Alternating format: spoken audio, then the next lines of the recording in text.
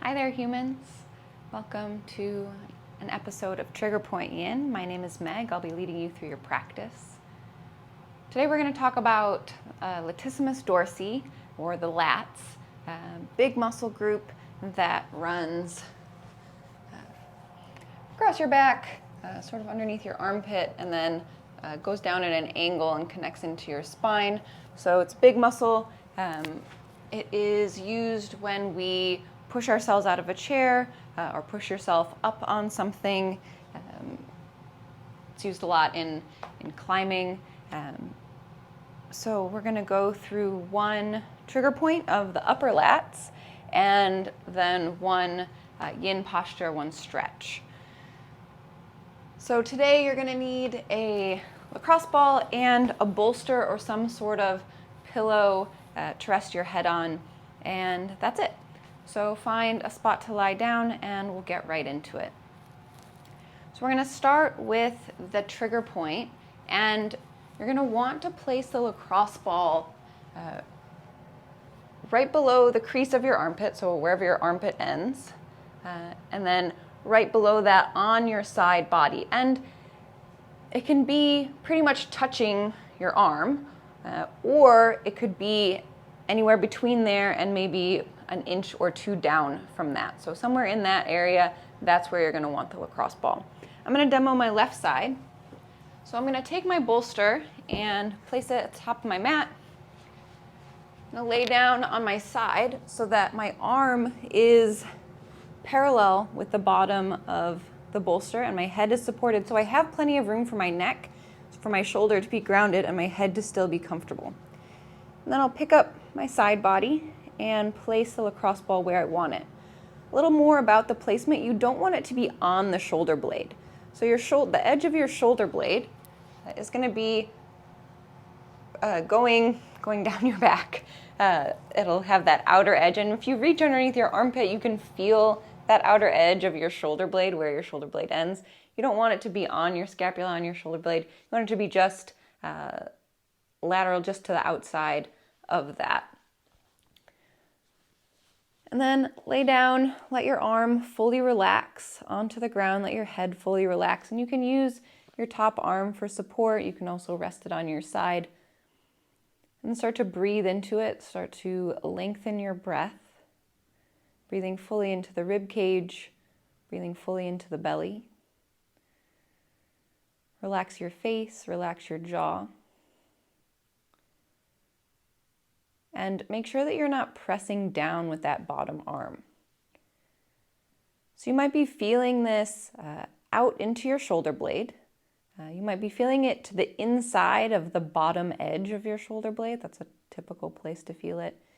And then you might be feeling it through your deltoids, the outside of your shoulder, all the way down the outside of your arm and into your pinky finger. That's more where I feel it. I feel it down the back of my arm into my pinky finger. And that is my pattern of tension.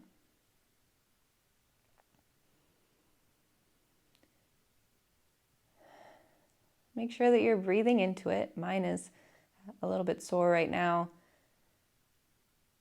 So I'm trying to slow down my thoughts, trying to allow my breath to fill up my body. And then make sure that you're not squeezing your legs together, you're not holding that top leg up. Everything is as relaxed as possible.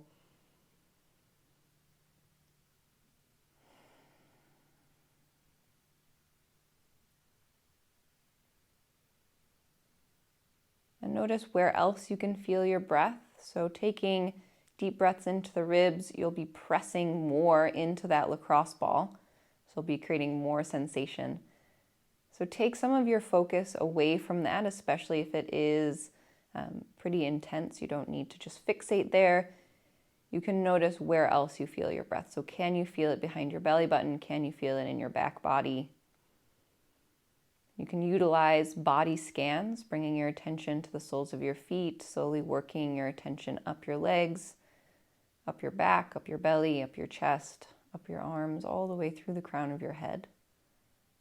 Doing so slowly, noticing any places where you're squeezing or gripping or pushing away. And then using your exhales to let that go. And as always, you can hold this for as long as you need to realize a change. So when you go from a lot of sensation to no sensation, or you go from sharp sensation to dull sensation, or you feel the lacrosse ball sink into your body and you feel done, then you can roll off of your lacrosse ball, come onto your back, and give a moment to relax. Maybe stretch your arms over your head or give yourself a hug. Get any movement that feels good. And then we can move on to a stretch or to a yin posture. So you're also going to need blocks or something to elevate your hands on. And they're not 100% necessary. It also depends on how much stretch you're going to need. So the yin posture that we're going to get into is child's pose.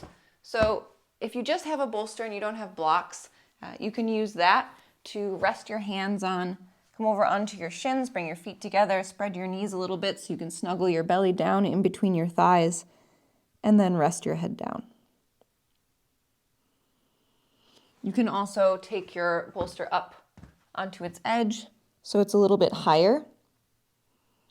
That's another option. And then I'll also demo a variation with the blocks. Grab those.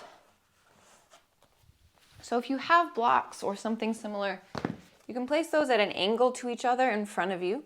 And same thing, you're going to set up for a child's pose, but you're going to place the backs of your arms or your elbows on those blocks, getting some separation between them so you can rest your head down or at least let your head hang towards the mat. Palms come together and bring your thumbs towards the back of your neck. Once you're there, breathe into your armpits, breathe into the outsides of your shoulders, let all of that relax and lengthen. And make sure that you're not holding your head up. So even if your head doesn't touch the mat, just let it hang. You can also roll up a blanket or stack something underneath your forehead. If it's uncomfortable to let your head hang, then place something underneath your forehead so it doesn't. Full expansive breaths. And if you have blocks, but this variation doesn't quite work for you, you can instead touch fingertips to opposite elbows, and that will be similar.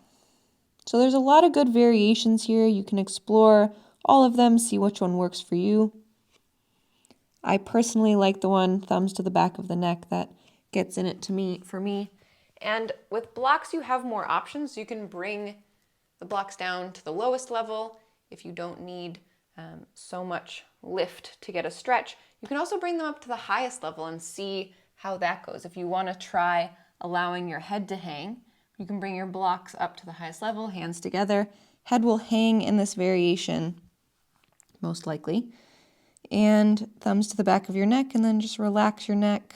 Let the weight of your head pull down towards the ground.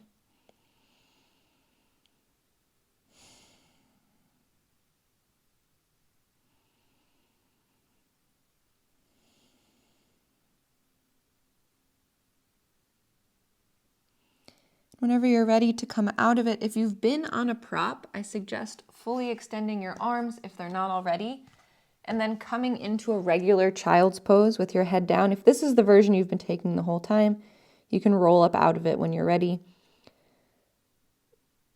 But taking steps as you come out of it. So if you've been on blocks, if you've been on a bolster, take a moment to come into a regular child's pose with arms on the ground. And then when you're ready to come out of that, you can roll yourself up to a seat. Another common stretch I just want to go through, a little more active, not so much a yin pose, but just a regular stretch, is taking a hand to your elbow overhead, letting your other hand hang behind your back. You can touch in between the shoulder blades, neutralize the spine, so you're not sticking your butt out behind you, but you're letting the spine be neutral, and then pulling over on that elbow, maybe even adding a side bend into it. You can press your head back into your arm.